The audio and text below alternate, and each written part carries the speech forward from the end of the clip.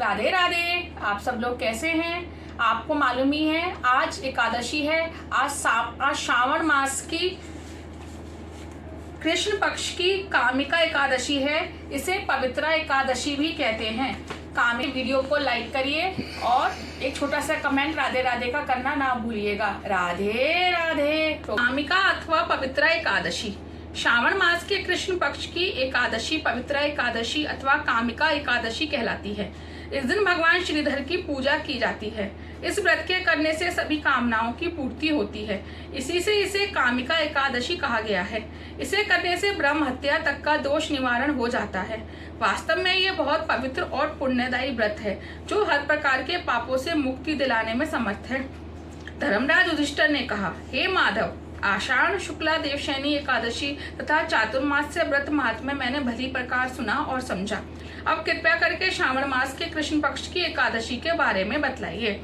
श्री कृष्ण भगवान कहने लगे, हे युधिष्ठिर, इस एकादशी की कथा को एक समय ब्रह्मा जी ने नारद जी से कहा था, वही मैं तुमसे कहता हूँ।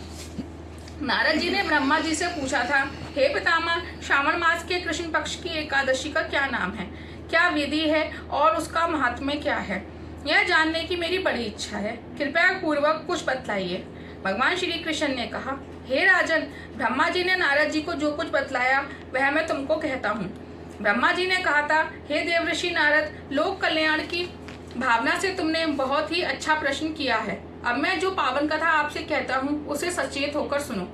श्रावण मास के कृष्ण पक्ष की इस एकादशी का नाम कामिका और दूसरा पवित्रा है। इस एकादशी की कथा सुनने मात्र से वाजपेयी यज्ञ का फल मिलता है। इस दिन शंख चक्र गदा पद्मधारी भगवान विष्णु का पूजन होता है। इनके श्रीधर, हरि, विष्णु, माधव, मधुसूदन अनेक नाम हैं। उनकी पूजा का फल सुनो। गंगा, काशी, नैमिषारण्य, पुष्कर और सूर्य व चंद्र ग्रहण पर कुरुक्षेत्र में स्नान करने से, समुद्र और वन सहित पृथ्वी का दान देने से, सिंह राशि के बृहस्पति में गोदावरी और गंडकी नदी में स्नान करने से भी जो फल प्राप्त नहीं होता वह विष्णु भगवान के पूजन से मिल जाता है। जो मनुष्य श्रावण में भगवान का पूजन करते हैं वे देवताओं, गंधर्वों और सूर्य आदि सभी की पूजा कर लेते हैं। हे नारद, भीषण पापों के कीचड़ में फंसे हुए और संसार रूपी समुद्र में डूबे हुए मनुष्य के लिए कामिका एकादशी का व्रत ही उद्धार करने वाला है। इससे बढ़कर पापनाशक अन्य कोई उपाय नहीं है। स्वयं भगवान ने यह कहा है। इस एकादशी के व्रत के प्रभाव से जीव बुरी योनियों को प्राप्त नहीं होता। इस एकादशी को भक्तिपूर्वक भगवान को तुलसी दल अर्पण करने वाले संसार में ऐसे रहते हैं जैसे जल में कमल। इस व्रत के प्रभाव से अंतिम समय में मनुष्य यमराज की यातना तथा नरक के दर्शन नहीं करता और सीधा स्वर्गलोक को जाता है। विष्णु भगवान रत्न, मोती, मणि तथा आभूषण आदि से उतने प्रसन्न नहीं होते हैं जितने तुलसी दल से। तुलसी दल अर्पण का फल चार भार चांदी और स्वर्ण दान के बराबर है। ब्रह्मा जी ने आगे कहा, भगवान की अति प्रिय तुलसी को भी मैं सदैव नमस्कार करता हूँ।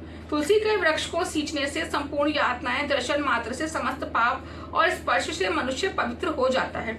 जो मनुष्य भगवान के चरणों में तुलसी अर्पित करता है वह मुक्त हो जाता है।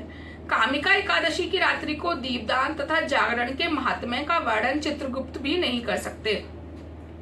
जो मनुष्य इस एकादशी की रात्रि को भगवान के मंदिर में दीप जलाते हैं उनके पितर स्वर्गलोक में सुधा पान करते हैं। जो गौशाला में घी या तेल के दीपक जलाते हैं वे 100 करोड़ दीपक युक्त होकर सूर्यलोक को जाते हैं।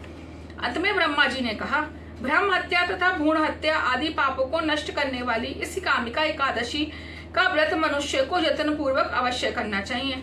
व्रत करने पर तो सभी कामनाओं की पूर्ति होती ही है।